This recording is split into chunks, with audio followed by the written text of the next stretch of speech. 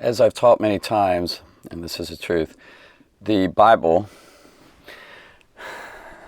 reveals, shows and tell, it's like show and tell, the character of God. Especially Jesus, because he is God. And I'm not going to go into why I know that, but it's all over the place. Like this story tells it. We're in Matthew chapter 8. Yay. Very cool. And I have this. This is one of my favorite objects. I don't use it for this purpose. I don't care about that. No, not at all. But like each one of these, like if I just pick out one and just pull it here, each one of these represents and stands for like an attribute or characteristic of God. Of course, this just stops here. And really, it should go on and on and on and on and on if it's going to show the characteristics of God, because he's infinite, like on and on and on. Thing about his character and everything about him, like whatever it is. So there's three particular ones I'm going to show based on this. See if you can tell what they are as we're going. But don't miss my points on what I'm going to share here. So Jesus actually is with his apostles as usual. And I don't have 4,000 other little figures here, but he was, again, crowded upon. Lots of crowds. Where is he? He's over here in Decapolis. Remember, he went from here, he went up here, he went over here, he came down here. In this story in Matthew chapter 8, I almost said Acts. Matthew chapter 8 is in the Gentile area. Basically, this is a Jewish Gentile area, especially Jews, but he kind of left that area. And there are Jews throughout, and there's Jews in the Decapolis. There's 10 cities over there. There's definitely Jews. There's been evidence of Jews, lots of Jews, but primarily and mainly Gentiles. Okay, so this story is basically just another powerful. It's a powerful one. It says, in those days, at that time, so he's hanging out there in that Decapolis area, the multitude being very great.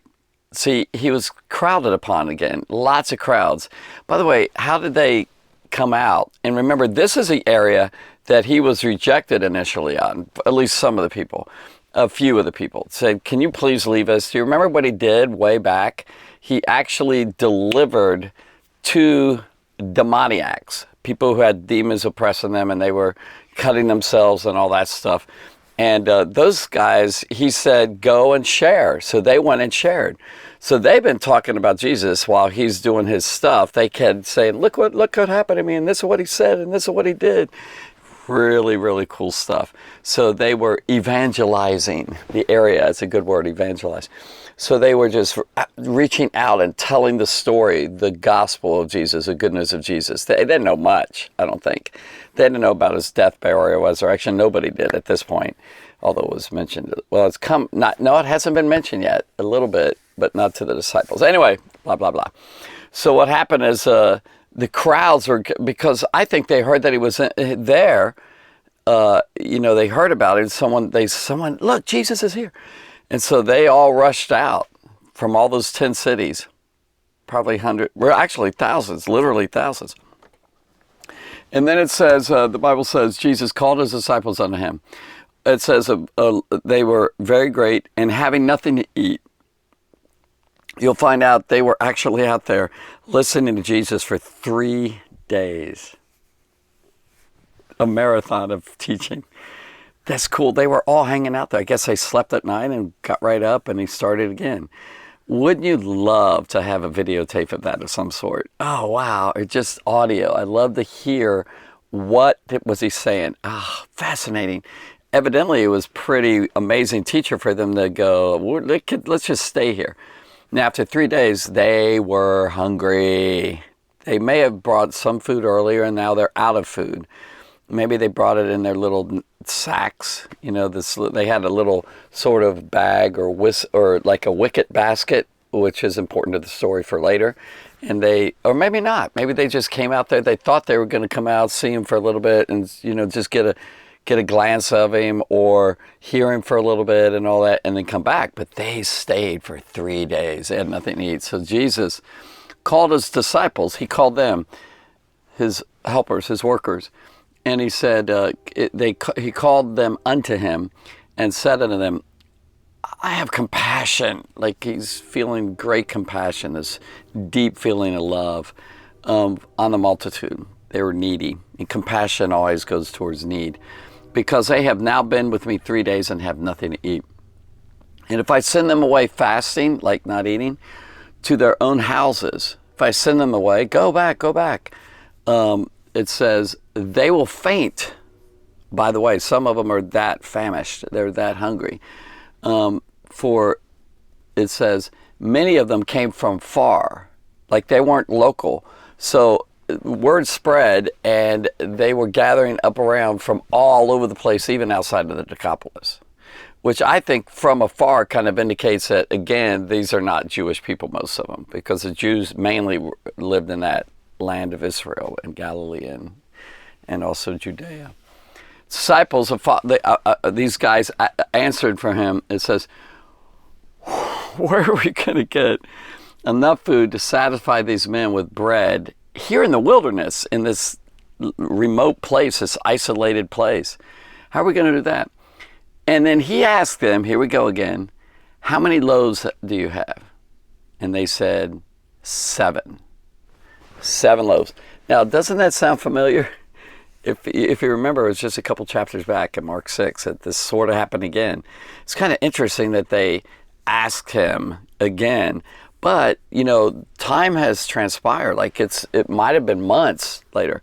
And there's other reasons why that they didn't press him and all. And I'll see if I can remember to go over that, some ideas. Anyway, it says he commanded the people to sit down. This time he didn't have them tell them. He just turned to the people. Jesus came and said, everyone sit down.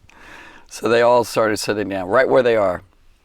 Now, if you remember the first time, there was green grass in that location. It wasn't this location. It was in the Jewish area that happened. It was green grass, which means springtime and all. And this time it wasn't spring and all, I don't think. Just cut right on the dirt. He commanded them to sit down on the ground, and he took 7 loaves and gave thanks. As everything that happened, remember last time?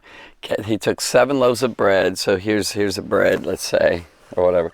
He took 7 of these. There happened to be food there, enough food not for all these people.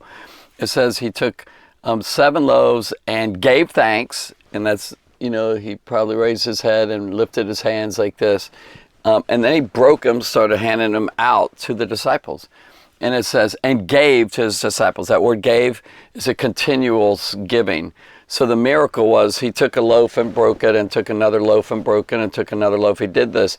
And then as he did it, just kept being loaves right there, right on the spot. A miracle was starting to happen. He gave to his disciples to set before them. And they did set before the people. So Jesus is engaging his disciples, his followers. That's what God wants to do for you and me, if you're a believer. If you're a Christian, he wants you to be in the work. He shares it.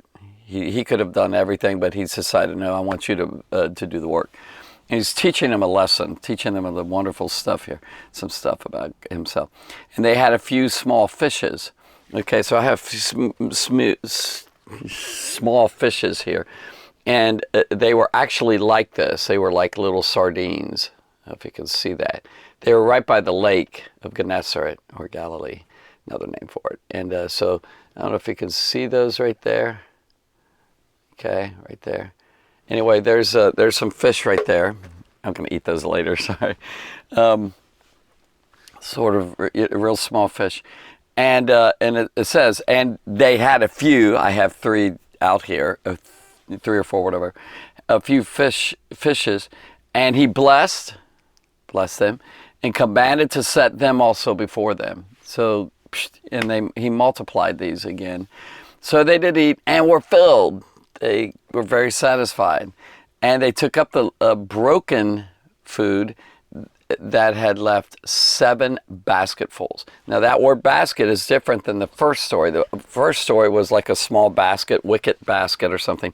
This one is huge, the Greek word. So it shows that there's 2 separate stories. There's a lot of people that think that these are actually, that 5,000, 4,000 are actually the same story. It doesn't seem like that at all. 2 different stories, definitely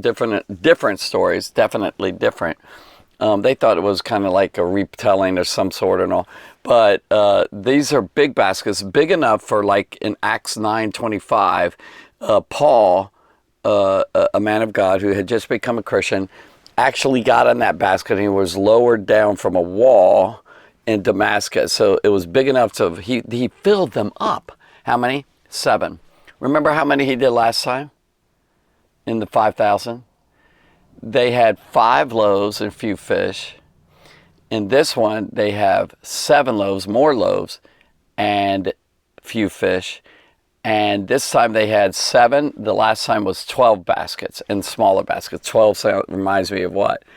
The apostles or the tribes of Israel. So I think there's a meaning for that. I think God deliberately had that many left over. This one is 7 loaves. And it says, and they that had eaten were about 4,000. Now, last time was 5,000 men, and they had children and women there. So there's more, but this had 4,000 people, and he sent he sent them away. Definitely a lot smaller number, it seems, but 4,000 is no joke with 7 loaves of bread. So this is really, really powerful. So let me just give this to you real quick. Let's go over this again and talk about it a little bit longer. Feeding 4,000 crowds again. He really knew how to draw the crowds. And although this time it's cool because Jesus taught for 3 days and they sat and listened to it. These are Gentiles. A lot of the Jewish people didn't really want to listen to him. And so, well, they listened, but last time and that was only 1 day. They were with him for 5,000. He gave them food. This time 3 days. So he was really interested in helping them physically. He's definitely interested in helping them spiritually too. But these guys sat out there. These are Gentiles this time, which is cool. His compassion was shown there. There's one of the characteristics of God. He had compassion on them. He felt really bad for them. And so he was very concerned about them. And then the disciples questioned, well, how are we going to do it? He said, give them how many loaves that we had. So it was a question from Jesus, question from the disciples. And then with 7 loaves of bread, he actually did this. Here's his commands. He told them to sit. He gave thanks to God. That word is Eucharist, where Eucharist comes from, where it's, Mark could have been referring to this Christian community that about the breaking of the bread. He broke it like that, like for communion and all. And then he broke them, and then he said, he gave them, and he kept giving and giving and giving.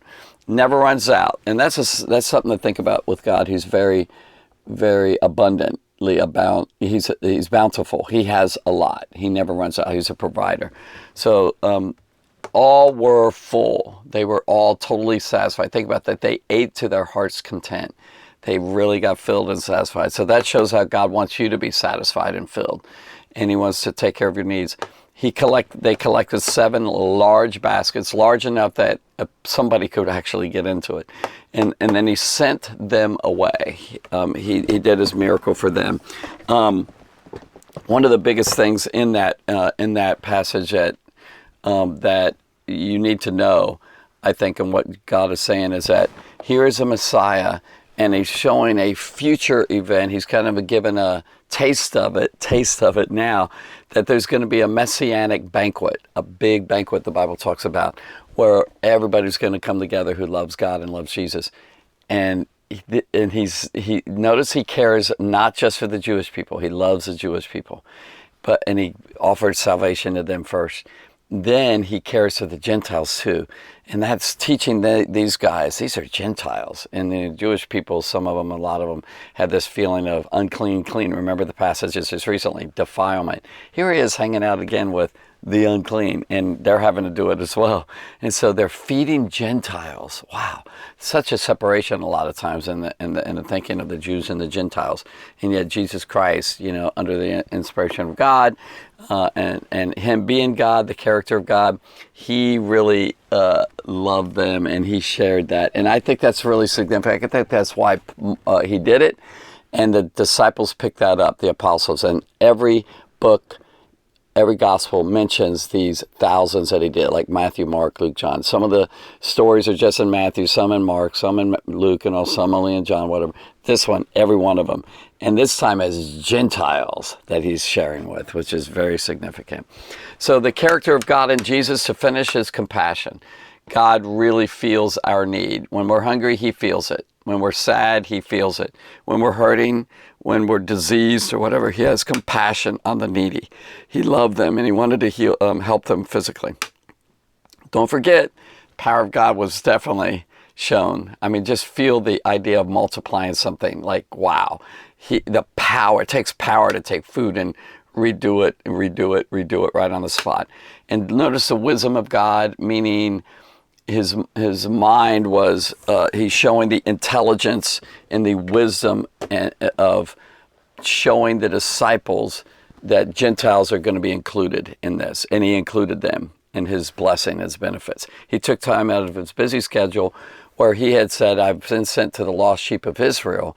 And these are people without a shepherd here, and he shepherded the Gentiles here. He fed the flocks. You know, he really took care of them because of his compassion. And it's nice to know that God has compassion on us. He loves us deeply. It's nice to know that he's powerful enough to get you things that you need. I really could say he's a provider. There's another characteristic. He gave provision for them of their needs, and he also had wisdom and how to do it, and also, and by the way, how he did it is he lifted up to God the Father. And then also the wisdom in showing that, guess what, guys, this is like a future thing, but I'm doing it now to give you an indication that Gentiles are important to me too, very, very important. So I hope you got something out of that. Very powerful passage, very lessons that they learned and lessons that we can learn. Thank you for listening.